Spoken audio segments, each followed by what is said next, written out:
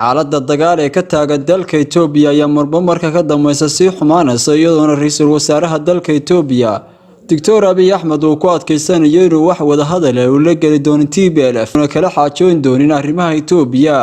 xilli uu ku gacan saaray baaq uga yimi caalamka iyo waliba sidoo kale dowladaha waaweyn midowga Yurub qaramada midoobay kuwa bid'aadanimada gargaarka bid'aadantinimada isaguna ra'iisul wasaaraha Itoobiya sheegay in marnaba la soo faragelin karin xaaladaha gobolkiisa sidoo kale ra'iisul wasaaraha dalka Itoobiya ayaa gabi ahaanba ku gacan saaray inuu wada hadal la yeesho iyo wada xaajooda TPLF xilli colaadda ka taagan gobolka Tigray ee dhanka waqooyi ay marba marka ka dambaysa sii xumaanayso ciidamada militariga ayaa howlgal iyo waliba dagaal culus kadib waxay gaadheen isla markaana ay karaarka u saaran yihiin caasimadda Maqalla xilli ay maalinkii shalay dhamaadeen saacadihii iyo waliba sidoo kale maalmihii loo qabtay TPLF ayna isku soo dhiibaan ciidamada dawladda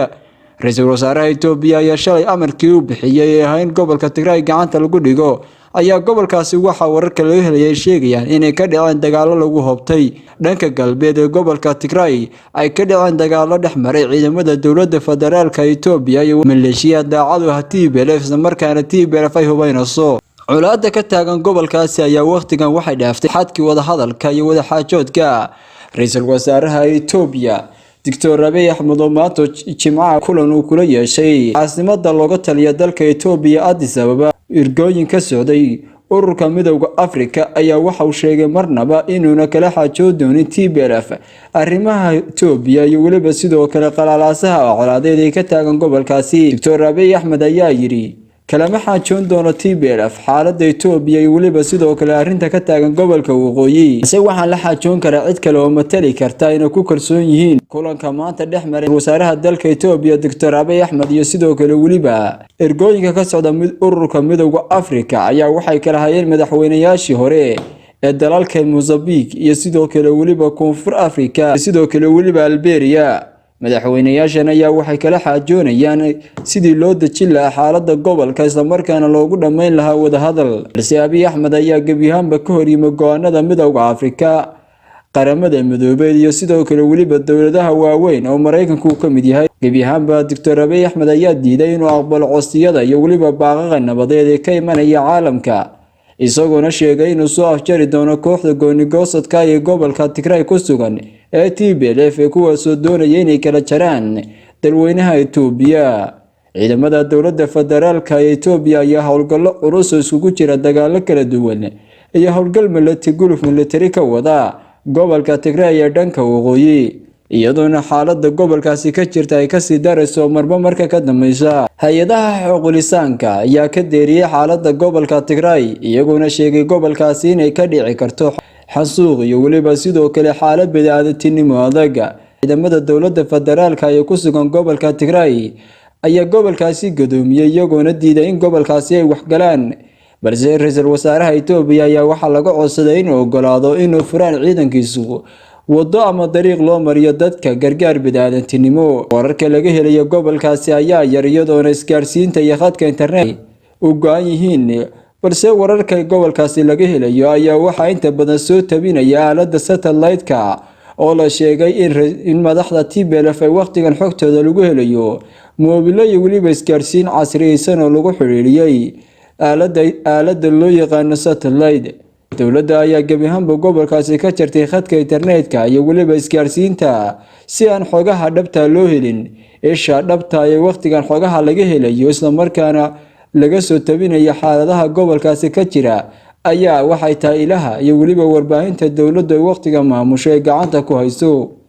xaaladda gobolka Tigray ee dalka Itoobiya ee dhaca waqooyiga ayaa laga deyrinayaa iyadoona dadka ku nool caasimadda Maqalla ee xarunta gobolka Tigray ay gaarayaan nus milyuun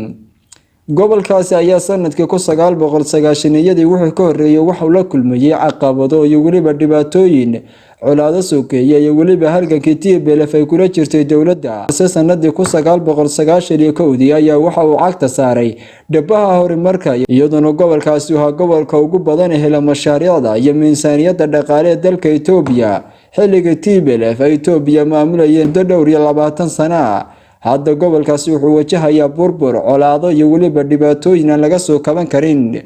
Ra'iisul Wasaaraha Itoobiya ayaa ciidamadiisa ku amray isla markaana faray inay ilaaliyaan goobaha taariikhiga ah, goobaha kaniisadaha iyo goobaha cibaadada ee gobolkaasi uu leeyahay. hase yeeshee xabaddu haddii ay ka baxdo qoriga caaradiisa ma taqaano goob gaar ah. ciidamada dowladda ayaa waqtigan isku dayaya inay gobolka Tigray ee Maqalla ee xarunta u ah laga maamulo ay gacanta ku dhigaan, balse waxay la kulmayaan difaac adag oo uga imanaya jabhadda TPLF. TPLF ayaa la sheegay in la soo baxday kaartooyin iyo weliba tactic dagaal oo cusub, iyadoo la xasuusto 28 sano ahayd ay maamuleysay dalweynaha Itoobiya ay qayb ka ahayd howlgallada dagaalada iyo weliba kuwa siyaasadaysan iyo kaartooyinka dagaal ee dowladaha dariska iyo weliba kuwa caalamka lagula dhaqmiyay. TPLF oo khibrad ciidan, aqoon ahaan iyo weliba sidoo kale dhaqaale ahaan dhisan. xaaladda gobolka ayaa marka dambaysa kasii daraysa, iyadoona dowladda federaalku ay doonayso ciidamadeedu inay si degdeg ah u qabtaan gobolkaasi kadib markii maalmo iyo weliba saacado kooban oo Abiy Ahmed uu qabtay jabhadda TPLF ayna ku gacan saareen inay sheegeen inay isdifaaci doonaan, iyagoo waqtigan ka aaminsan Abiy Ahmed inuu safar sharci darro ah ku joogo xafiiska, halka sidoo kale Abiy Ahmed uu ka aaminsan yahay TPLF inay ku socoto qaab iyo wado sharci darro ah ayna yihiin qaswadayaal dambiilayaal ah oo dambiyo kala duwan ka galay Itoobiya, mudana in la horkeenay cadaaladda ay noqdaan wax lagu fuliyo dil toogasho iyo kuwa lagu xukumay doono xabsi daa'im.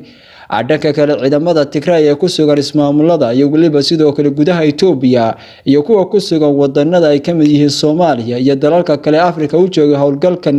nabad ilaalinta ee ka soo jeeda qoomiyadda Tigray-ga ayaa gebi ahaanba laga dhigay darajada ciidan hubka, iyagoona la sheegay inay waqtigan ay ku joogaan si hab maxbuusnimo ah xeryahaasi ayna bariiska ciidamada la cunayaan, iyadoona gebi ahaanbana laga ilaalinayo hubka gebi ahaana kuwii duulin jiray diyaaradaha iyo weliba kuwii hubka culculus ka hayn jiray isla markaana maamuli jiray ayaa xilka xiyuubis lagu sameeyay. TPLF ayaa wajahaysa maalmo adag oo murugo badan leh. taageerayaasha TPLF iyo madaxda ka tirsan TPLF ee ku sugan wadanada dariska iyo kuwa caalamka ayaa waqtigan waxay baahinayaan guulo ciidamadooda iyo weliba TPLF ay ka gaadhay goobaha dagaalku ka socdo. hase yeeshee xaqiiqada dhabta lama oga, iyadoona gebi ahaanba warbaahinta dhexdhexaadka inay halkaasi ka howlgaleen. isha warbaahinta ugu muhiimsan ee waqtigan xogaha caalamka iyo weliba geeska Afrika u kala diraysa ayaa waxay tahay dowladda federaalka oo iyadu waqtiga warbaahinta dowladdu ay tabinayso guulaha, jabka iyo weliba sidoo kale xaaladaha gobolkaasi ka jira, balse ma aha warbaahinta dowladdu mid la rumaysan karo maadaama ay mar walba iyadu guushaysa siinayso. xaaladda gobolka iyo xogaha gobolkaasi laga helaya ayaa ah kuwa gabaabsiya, iyadoona guud ahaanba warbaahinta gobolkaasi warbaahintu ay gebi ahaanba gobolkaasi ka howlgaleen. dhibaatooyinka ka jira ee gobolkaasi ee dhanka colaadaha ayaa sii xoogaysanaya, ciidamada dowladda ayaa marka ka dambaysa ku sii durkaya isla markaana ku ganaya madaafiicda goobta iyo weliba sidoo kale taangiyada dagaalka gudaha Maqalla. waxaa la malqayaa sida wararku sheegayaan jugo iyo weliba qaraxyo ka dhacay caasimadda dhexdeeda, balse lama oga goobo lala beegsaday iyo halka ay ku dhaceen. balse TPLF ayaa dowladda ku eedeysay inay dowladdu beegsatay xarumo waxbarasho iyo weliba sidoo kale kuwa caafimaad iyo kuwa dowladeed oo shacabka ka dhaxeeyay, balse dowladda ayaa beenisay, iyadoona dowladdu sheegtay inay beegsanayaan goob kasta oo uga shakiyaan inay TPLF ku dhuumanayaan madaxda ugu sarreysa.